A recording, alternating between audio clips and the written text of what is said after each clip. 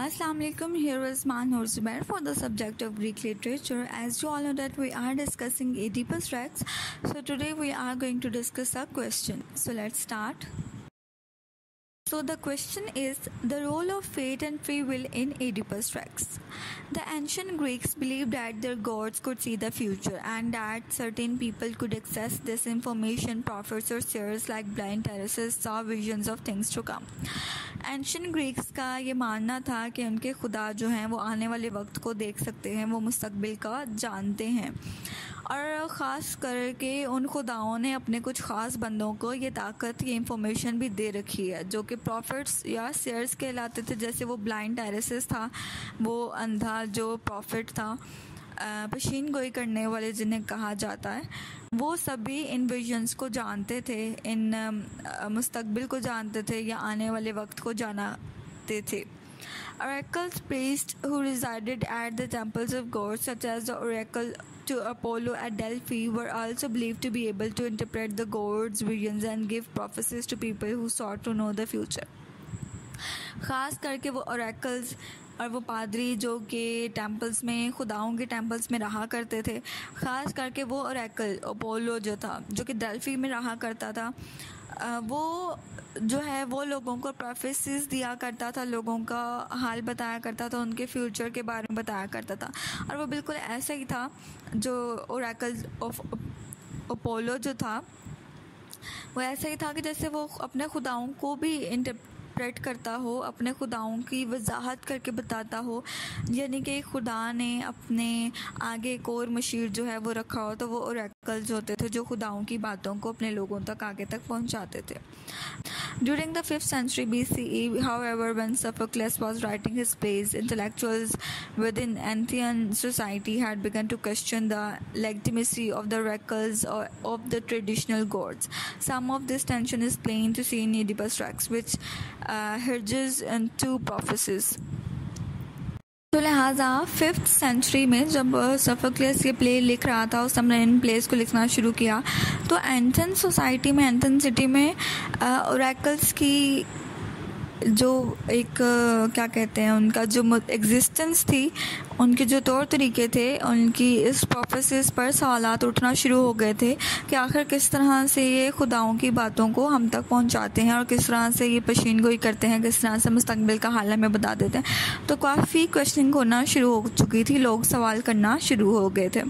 और ये वाली जो टेंशन है ये हमें ओएडिपस रेक्स में भी देखने को मिलती है कि किस तरह से दो प्रोफेसिस की वजह से ओएडिपस की कहानी जो है वो मुतासिर होती है, ओएडिपस मुतासिर होता है। और सोफोक्लियस ने अपने इस प्ले में इसी बात की वजाहत की है या शो करने की कोशिश की है कि किस तरह से उस टाइम के ओरेकल्स जो थे वो अपने खुदाओं को इंटरप्रेट करके मुस्तकबिल का बताते थे, आने वाले वक्त का लोगों को बता करके पहले ही परेशान या तबाह बर्बाद कर दिया करते थे। तो ये जो सिचुएशन है ये बताई गई है।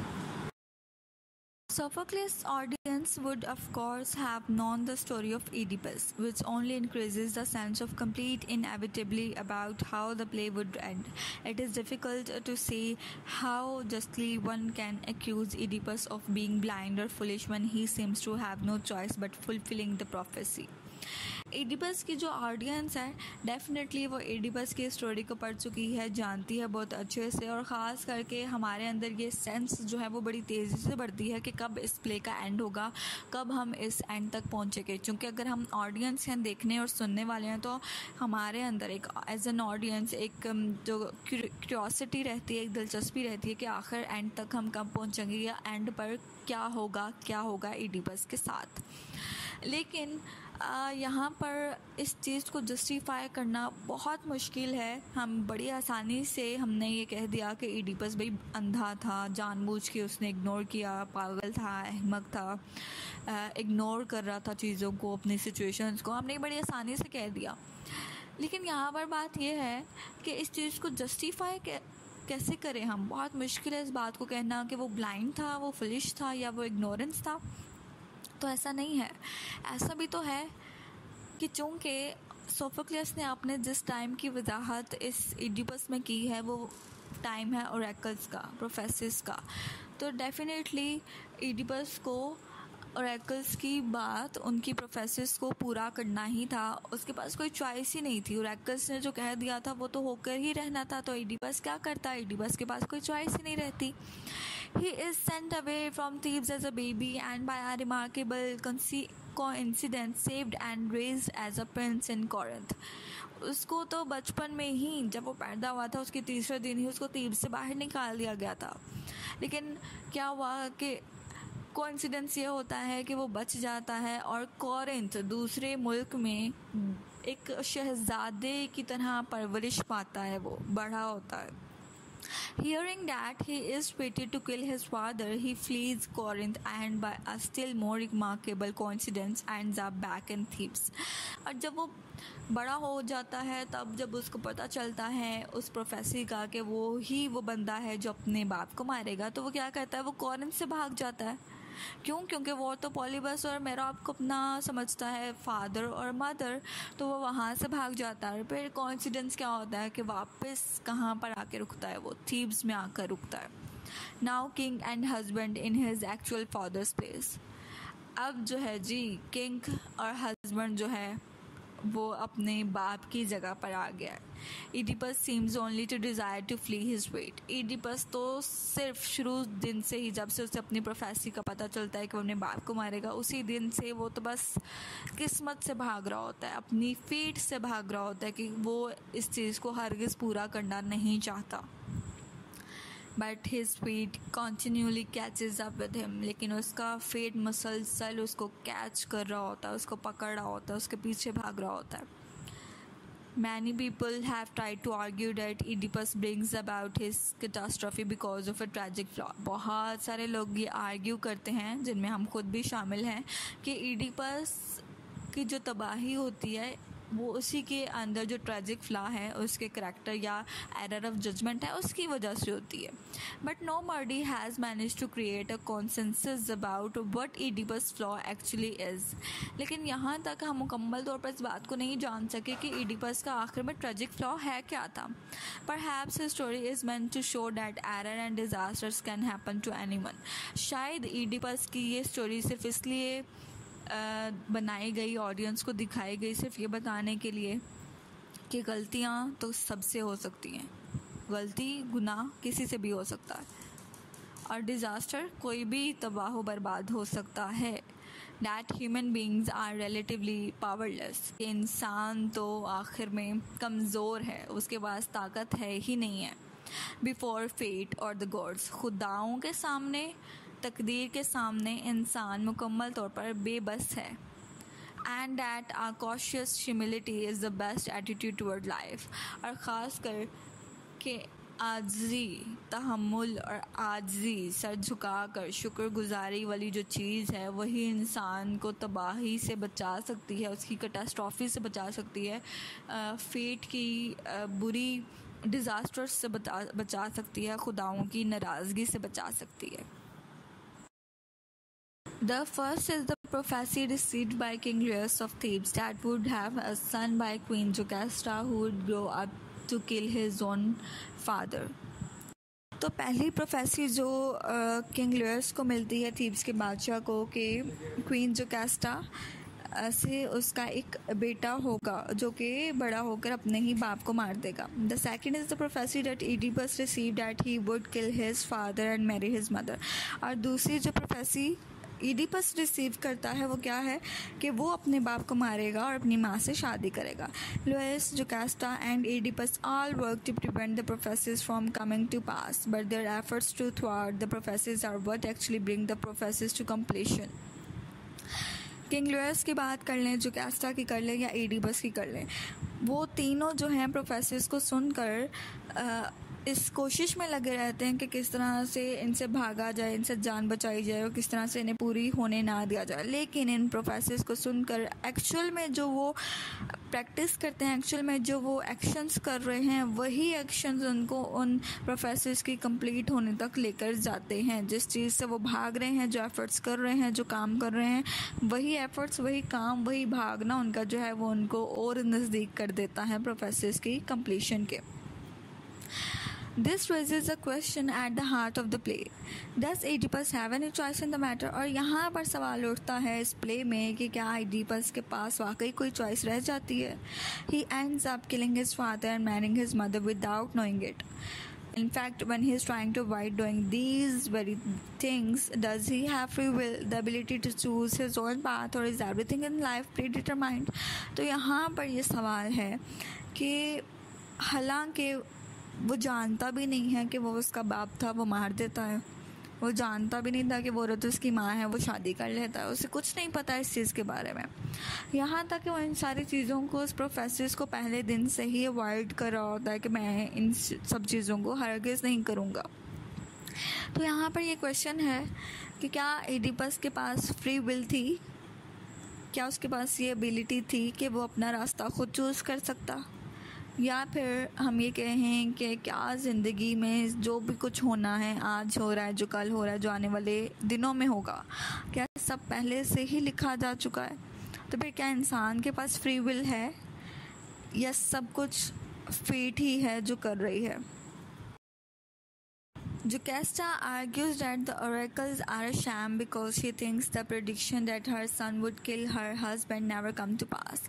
और जोकास्टा भी ओरेकल्स के बारे में ईडिपस को कहती है कि नहीं नहीं, इनकी बात ना सुनो, ये बकवास करते हैं, ये ऐसा कुछ नहीं है, ये जो भी कहते हैं ऐसा कुछ होता नहीं है, फजूल बोलते हैं।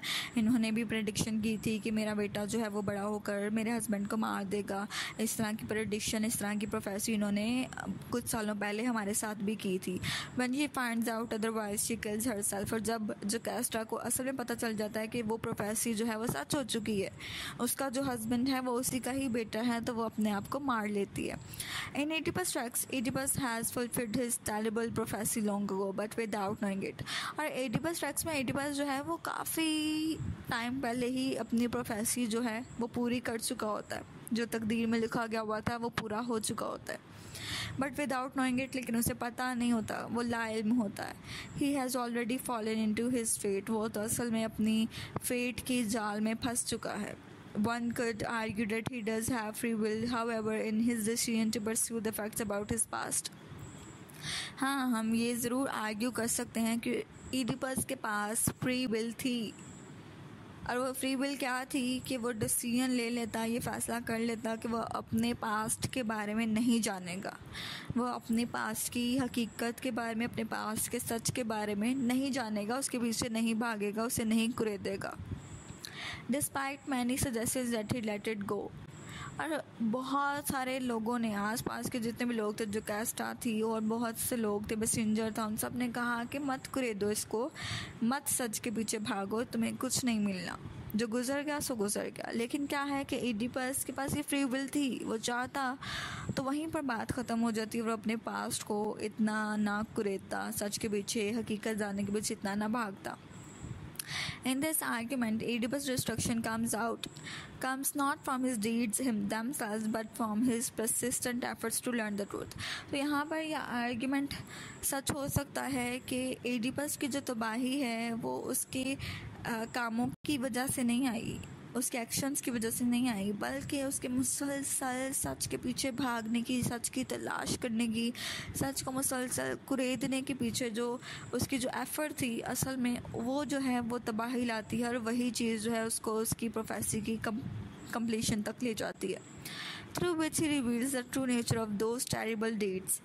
और वहीं से अपने पास्ट को कुरेदने से, अपने पास्ट के पीछे भागने से, सच जानने के पीछे भागता रहता है, तो वहीं पर से पता चलता है कि वो किस कदर खौफनाक काम जो है वो कर चुका है। Oedipus himself makes a different argument at the end of the play when he says that his terrible deeds were fated, but that it was he alone who chose to blind himself. Oedipus अपने play के and पर एक dialogue बोलता है, एक argument करता है कि मैंने जो भी खौफनाक काम कर चुका हूँ मैं, वो सब फेटेड थे, मतलब वो सब तकदीर में लिखा हुआ था, कैसा होगा सो वो हुआ, लेकिन मैंने अपने आप को जो अंधा किया है, मैंने अपने आप को जो ब्लाइंड किया है, वो सिर्फ और सिर्फ मेरी अपनी चॉइस थी। Here Oedipus is arguing that while it is impossible to words one's fate, how you respond to your fate is a matter of free will. यहाँ पर आकर एडिपस यहाँ पर आकर एडिपस की इस बात से हमें ये पता चलता है, एडिपस हमें ये मैसेज देता है कि चाहे कुछ भी हो जाए, कोई भी इंसान अपनी फेट से, अपनी तकदीर से, अपनी किस्मत से भाग नहीं सकता, उसे अवॉइड नहीं कर सकता। ये नामुमकिन है कि कोई इंसान अपनी फेट के आगे पावर रखता हो। नहीं जी, हर इंसान अपनी फेट के आगे बेबस है। लेकिन how you respond to your fate is a matter of free will. आप अपनी फेट पर, अपनी तकदीर पर, अपनी तकदीर के फ़ैसलों पर किस तरह से रिएक्ट करते हैं, किस तरह से अमल करते हैं, किस तरह से उनका जवाब देते हैं, किस तरह से एक्शंस करते हैं, किस तरह से उसे रिस्पॉन्ड करते हैं, वो मैटर है फ्री विल का, और ये इंसान के पास है। ठीक है जी। फेट जो है वो तकदीर है। तकदीर क्या है कि जो लिखा जा चुका है वो होना ही होना है। ठीक है, इंसान को बता दिया गया है। लेकिन क्या है कि इंसान पर अकल जो है उसको दे दी गई है, सोचने समझने की जो सलाहियत है वो दे दी गई है कि इंसान किस तरह से सोच समझ कर अपने फ़ैसले करेगा, अपनी तकदीर के फ़ैसलों को कबूल करेगा, किस तरह से रिएक्शंस करेगा, किस तरह से रिस्पॉन्ड करेगा, ये इंसान के पास ये फ्री विल है। तो Oedipus end of the play अपने उस आर्ग्यूमेंट से हमें ये बात शो करता है कि कोई भी इंसान, चाहे वो बादशाह ही क्यों ना हो, चाहे वो शहज़ादा ही क्यों ना हो, चाहे वो एक आम इंसान ही क्यों ना हो, फेट को कभी भी हरगिज़ भी अवॉइड नहीं कर सकता। ये इम्पॉसिबल है। लेकिन आप अपनी फेट को लेकर के किस तरह से रिएक्ट करते हैं, किस तरह से रिस्पॉन्ड करते हैं, किस तरह से एक्शंस लेते हैं, वो इंसान के हक में है या इंसान के पास ये फ्री विल है।